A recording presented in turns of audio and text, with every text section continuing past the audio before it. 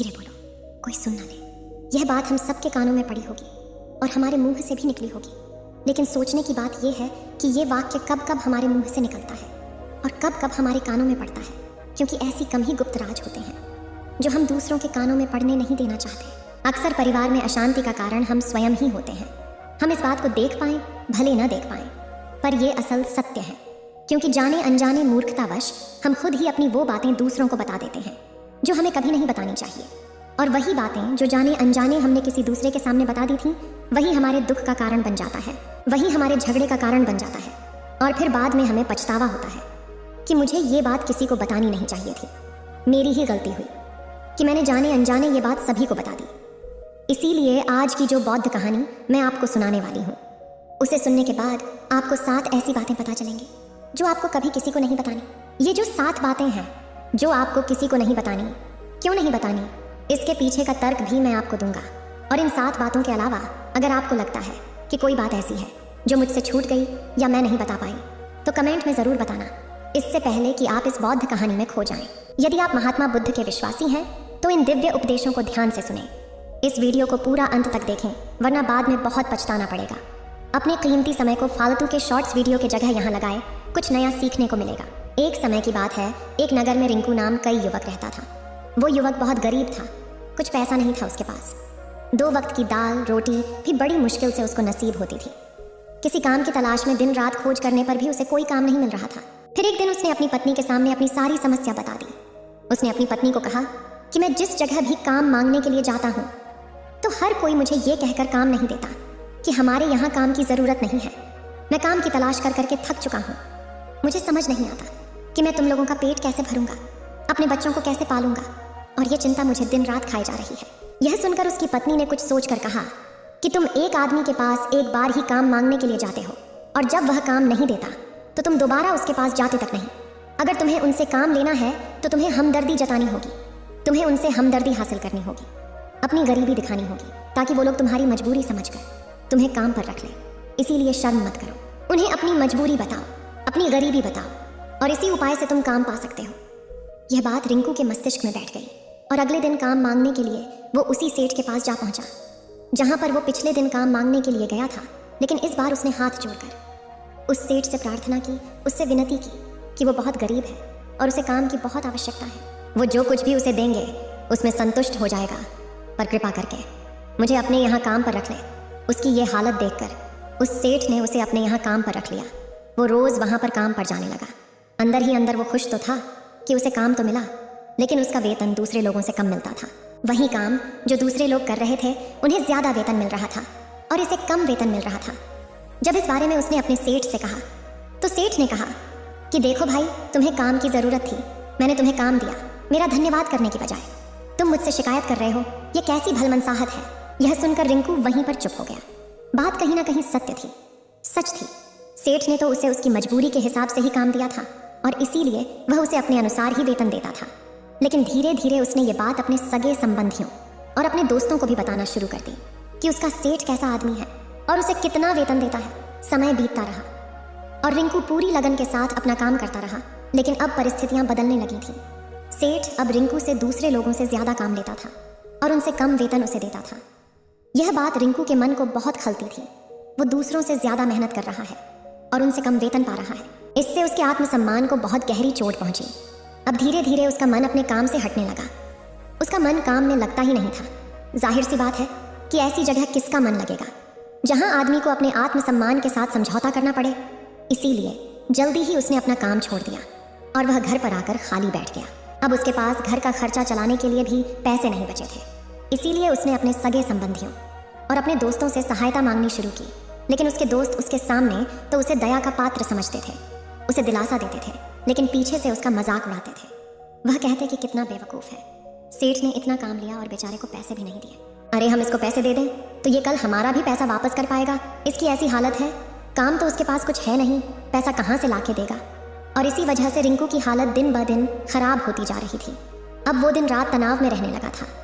वही दोस्त, वही सगे संबंधी जो उसकी अपनी होने का दिखावा करते थे, वो उसे दया का पात्र समझ रहे थे।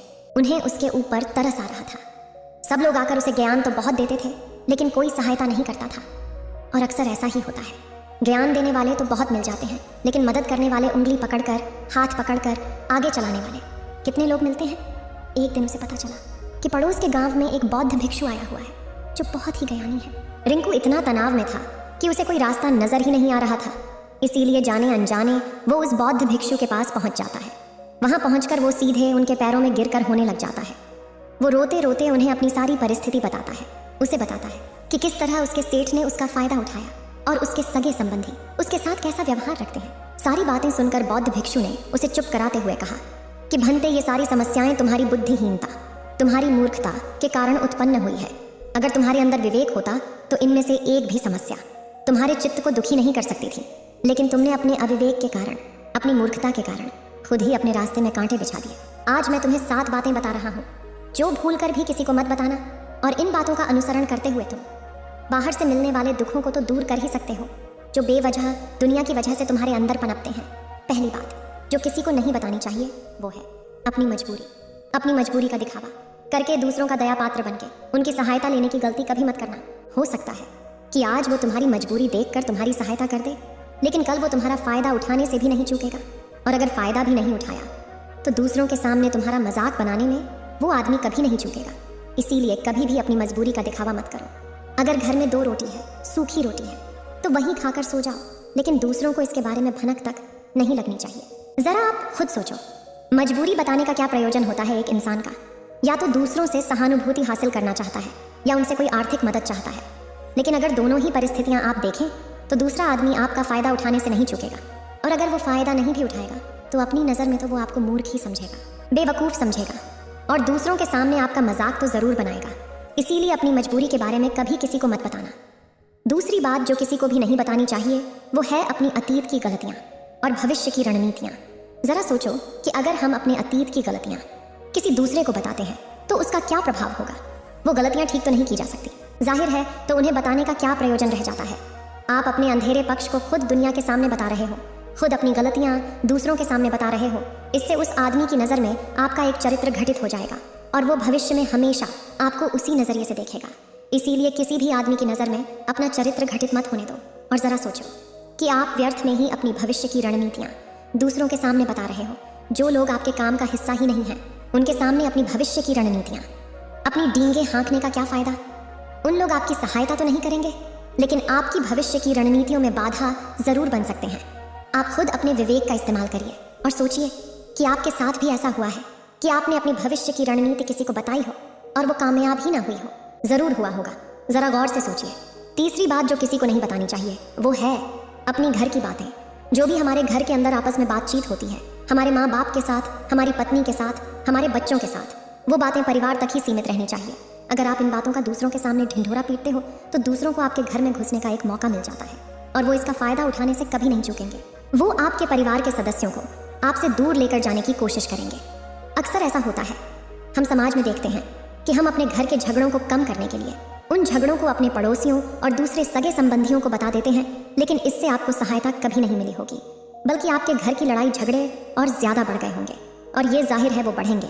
अगर आप अपने माँ बाप की बात दूसरों को बताएंगे तो आपके माँ बाप को बुरा ही लगेगा कि हमारा बेटा हमसे बताए बगैर दूसरों को ये बातें बता रहा है। इसीलिए अपने घर की बातें और अपने घर के लड़ाई झगड़े किसी के सामने मत बताना।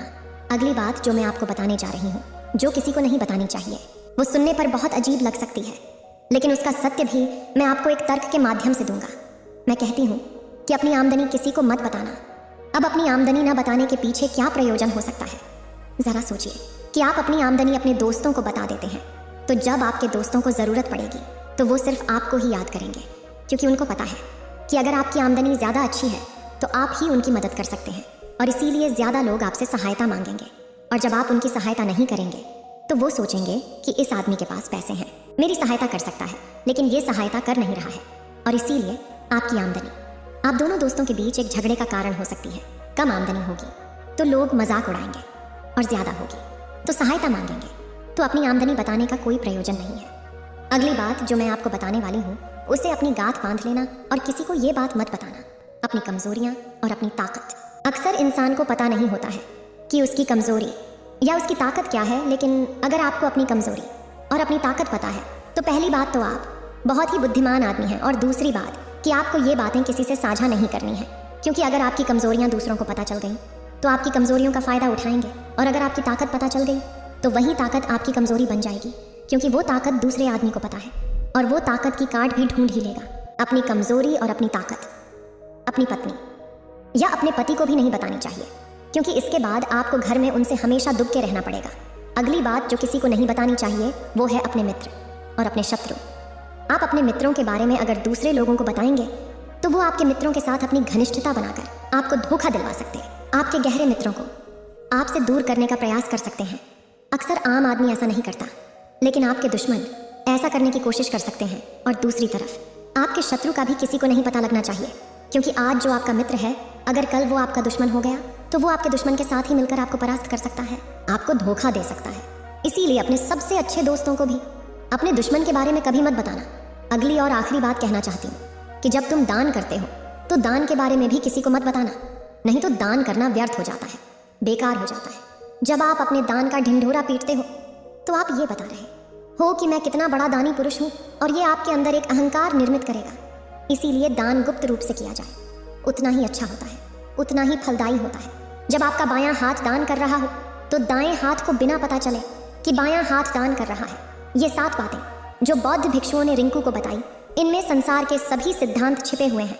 इन बातों का अनुसरण करते हुए आप अपने घर में सुख शांति बना सकते हैं और घर के झगड़े हमेशा के लिए दूर कर सकते हैं। आप इन बातों के बारे में अपने विवेक से भी सोचेंगे तो आपको ये बातें सच मालूम पड़ेगी।